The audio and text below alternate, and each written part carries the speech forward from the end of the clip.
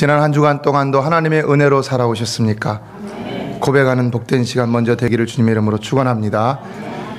지난 한 주간 여러분 하나님의 은혜로 또 여러분의 사랑을 통하여서 제가 감기가 완전히 다 나았는데 아침에 일어났는데 목이 확 갔어요. 그래서 왜 그런가 생각해 봤더니 감기는 아니고요.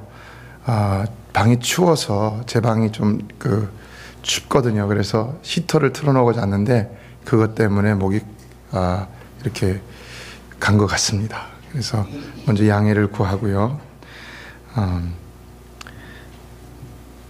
지난 주간 두 분이 감기 바이러스로 이멀전시에 들어갔다 나오셨는데 감사한 건 다 나으셔서 나오셨고, 또 어제 설교 준비를 마치고 이제 교회 가려고 양복을 다 좀 입고, 그리고 우리 아들이 학교를 갔다 점심때 한글 학교를 제가 데리고 오기로 했었는데 기다리고 있는데 인재가 기도를 받기를 원한다고 전화가 왔어요. 그래서 저는 그 소리를 들으니까 굉장히 기쁘더라고요. 인재가 여기 있는데 근데 와서 제가 그래서 미리 교회에서 준비 기도를 하고, 점심시간이니까 본당이 비어 있었습니다. 그래서 미리 준비 기도를 하고, 그리고 인재에게 기도를 해주는데, 인재가 기도 받을 때마다 아멘, 아멘, 아멘 하더라고요. 할렐루야.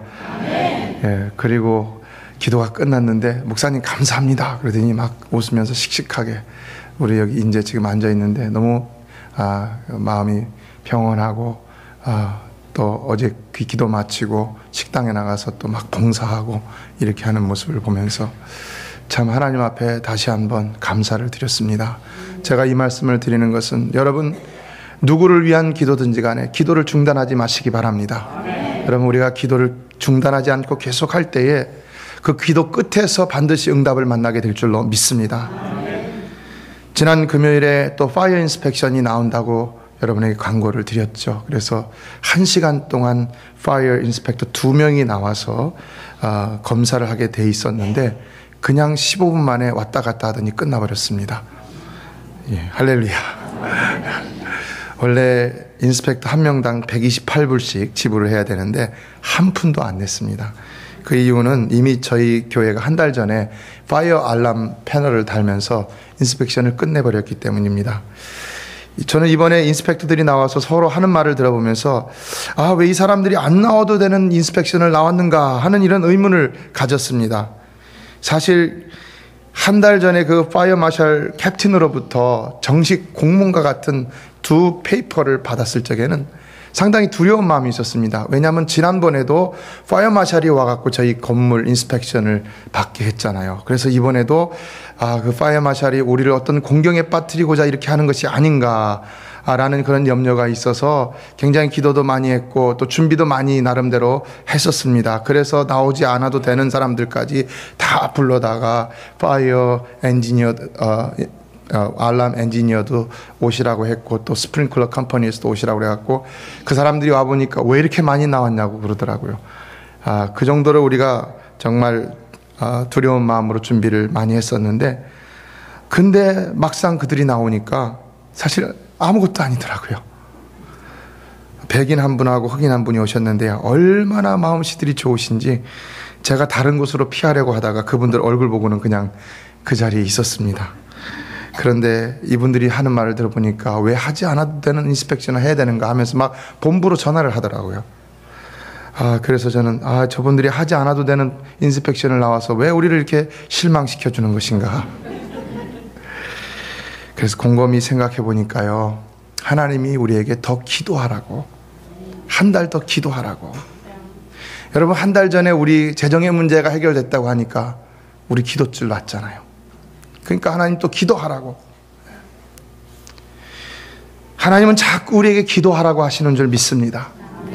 여러분이 듣건 듣지 않으시건 간에 하나님은 매일과 같이 기도하라, 기도하라, 기도하라 라고 여러분에게 음성을 들려주고 계신다는 사실입니다. 이것을 듣는 사람이 기도하는 것입니다. 여러분, 왜 자꾸 기도하라고 하시는 것일까? 기도가 뭔데? 여러분, 그러나 기도가 어떤 것입니까? 기도는 영혼의 호흡이라고 그랬죠. 우리 영적 건강은 기도에 달려 있는 것입니다. 그러므로 우리 성도는 반드시 기도를 해야만 한다는 것입니다. 기도는 뭡니까? 하나님과의 관계를 가지는 것이죠. 우리는 기도를 통하여서 하나님과의 관계를 갖고, 기도를 통하여 그 관계 속에서 하나님으로부터 공급을 받을 때만이 건강한 그리스도인으로서 살아갈 수가 있다는 것입니다. 다른 말로 우리 영혼이 계속해서 삶을 유지할 수가 있다는 것이죠. 영혼이 라이브, 살아있을 수가 있다는 것입니다.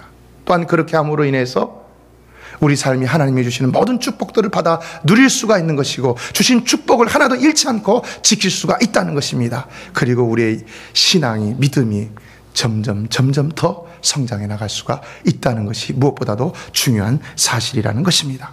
그래서 우리 주님은 쉬지 말고 기도하는 것이 우리를 향하신 하나님의 뜻이라고 말씀하셨죠. 어제는 새벽 기도를 마치고 여기서 기도를 하는데 계속 눈물만 나오더라고요.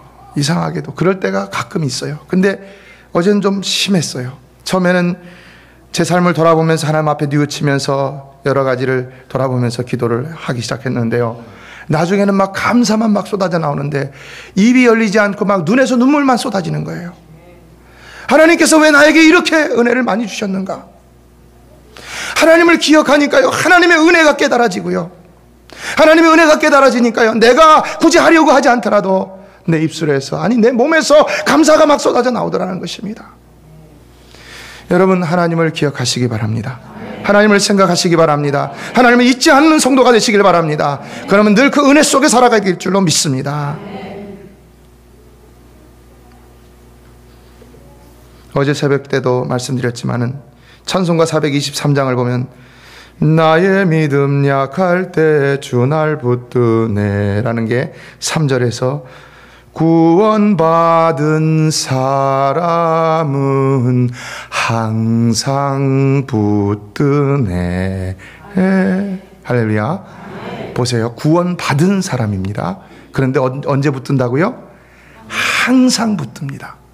여러분이 택한 하나님의 성도라면 하나님은 여러분을 어느 순간에도 떠나지 아니하시고 여러분을 항상 붙들고 계시는 줄로 믿습니다. 여러분이 설령 죄악 중에 있을 때도 하나님은 여러분을 붙들고 계시는 것입니다.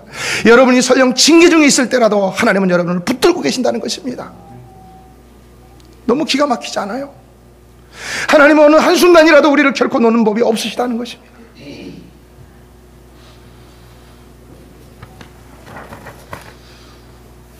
그래서 지난번 어느 부흥 강사 목사님이 집회에서 우리의 고난은 70%가 내 죄 때문이라고 했는데, 설령 내 죄로 인하여 고난을 받는 중에도 은혜는 계속된다는 사실을 기억하면서 우리는 하나님의 은혜의 보좌 앞에 더 담대히 나갈 수가 있어야 한다는 것입니다. 택함을 받은 성도는요, 징계 중에도 기대의 응답을 받습니다. 그래서 살아가는 거예요. 그래서 그 은혜로 징계도 감당하는 것입니다. 여러분 믿습니까? 기가 막힌 일 아닙니까? 참 어울리지 않지만 사실이라는 것입니다.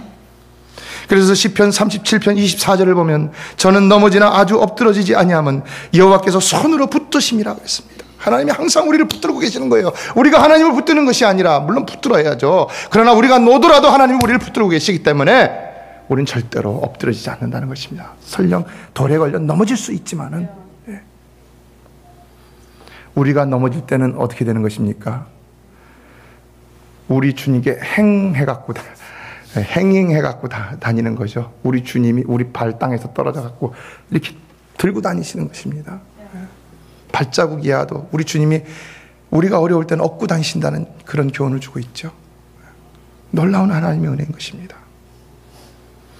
그래서 어제 새벽 예배 때 다윗이 자기 죄로 인해서 압살롬의 난이라는 이런 징계를 받아서 도망을 가는 중에도 하나님의 도우심을 받을 수 있다는 말씀을 드렸습니다. 여러분, 징계 중에도 하나님이 여러분을 붙들고 계신다. 그러므로 고난 가운데서도, 어떤 고난 가운데서도 실망하지 말고 하나님을 의지하라. 분명히 하나님은 어떠한 징계 중에도 우리의 기도를 응답해 주신다. 그리고 그 고난의 끝에는 반드시 우리를 세워주신다. 여러분 믿습니까? 사실 기억하십시오. 그래서 징계라 할지라도 우리는 하나님의 은혜로 감당해 나가는 것입니다. 한 걸음 한 걸음 한 걸음, 그러다 보면은 어느샌가 모르게 끝에 와 있다는 것입니다. 11월은 감사의 달로 정했습니다. 한 해의 감사를 드리는 추수감사절이 있기 때문입니다. 그러나 추수감사절에만 감사한다는 것은 왠지 형식적인 느낌이 들 때가 있죠. 이 감사는 내 삶의 총체적인 감사, 한 해 동안의 모든 삶을 돌아보면서 진정 한 가지 한 가지에 대해서 하나님의 은혜를 깨달으면서 또 그 은혜를 음미하면서 내 안에서 내 모든 그 생각과 내 모든 고백과 내 모든 삶의 결단과 또 삶의 행함으로 하나님 앞에 드려져야 하는 감사임에도 불구하고 우리는 하루 추수감사절이라 해서 달랑 그 시간에 감사의 가지고 나와서 드리는 것으로 추수감사절을 지킬 때가 많이 있다는 것입니다. 그래서 올 한 달 전체로 저는 감사의 달로 지키면서 우리가 한 달 전체를 통해서 과연 하나님께서 우리에게 베풀어 주신 지난 한 해 동안의 은혜는 무엇인가를 정말 다 찾아서 하나님 앞에 감사하는 시간을 가졌으면 좋겠습니다. 다 찾아서. 여러분, 우리가 하나님의 은혜를 다시 다 찾아서 하나님 앞에 감사할 때 우리는 내년에 더 큰 은혜를 받게 될 줄로 믿습니다. 감사는요, 축복의 씨앗입니다. 축복의 씨앗. 누가 감사의 씨앗을 더 많이 뿌리냐에 따라서 누가 더 축복의 열매를 더 많이 맺을 수 있느냐가 결정된다는 것입니다. 그러나 그럼에도 불구하고 불경기를 맞은 우리의 삶은 예년에 비해서 달라진 바가 별로 없고 오히려 작년보다 더 힘든 삶을 살았다라고 말할 수 있는 것이 사실인데, 그래서 이번 선거에서도 보면은 경제 회복 정책을 주저했던 민주당이 패배하고 또 공화당이 승리를 하는 결과가 나왔다고 하지 않습니까? 그런데 이런 상황에서 과연 우리가 더 생각해야 할 감사 제목은 얼마나 될 것인가? 이런 의문도 던질 수가 있죠. 그러나 여러분, 우리는 또 무엇을 기억해야 됩니까? 물 가운데로 지날 때도 함께 하시고 불 가운데로 지날 때도 함께 하시고 형통한 길로 걸을 때도 함께 하시고 아무렇지 않을 때도 함께 하시고, 여러분, 우리 하나님의 은혜는 때마다 일마다 상황마다 형편마다 주시는 은혜가 다 따로 있는 줄로 믿습니다. 물 가운데서 주시는 은혜가 있습니다. 불 가운데 갈 때 주시는 은혜가 있습니다. 형통한 길 가는 길 가운데 주시는 은혜가 있습니다. 그러므로 우리는 어떤 형편에서도 삶의 성공과 형통을 떠나서라도 하나님 앞에 감사하지 못한다 할 수 없다는 것입니다. 복음성가 가운데 이런 곡이 있죠. 너는 부요해도 가난해도 너를 사랑하여 구원했으니 너는 내 것이라, 내 것이라, 너는 내 것이다. 근데 4절을 보면 이렇습니다. 너는 강하여도 약하여도, 한번 불러볼까요? 너는 강하여도 약하여도 너의 힘이 되어 일으키니, 너의 힘이 되어 일으키니 너는 내 것이라, 내 것이라, 너는 내 것이라, 내 것이라, 너는 내 것이라, 너는 내 것이라, 너는 내 것이라,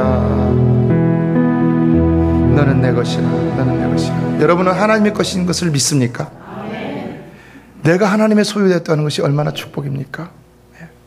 내 자신을 바라보면 내가 부족해서 무엇이든지 하기가 좀 힘들 때가 많이 있는 것 같은데, 근데 내가 하나님의 것인데 내가 하나님을 바라보면 어떻습니까? 여러분, 내게 능력 주시는 자 안에서 내게 능치 못함이 없는 줄을 믿습니다. 그 하나님이 내 하나님이시라는 것입니다. 그 하나님이 나를 붙들고 계시다는 것입니다.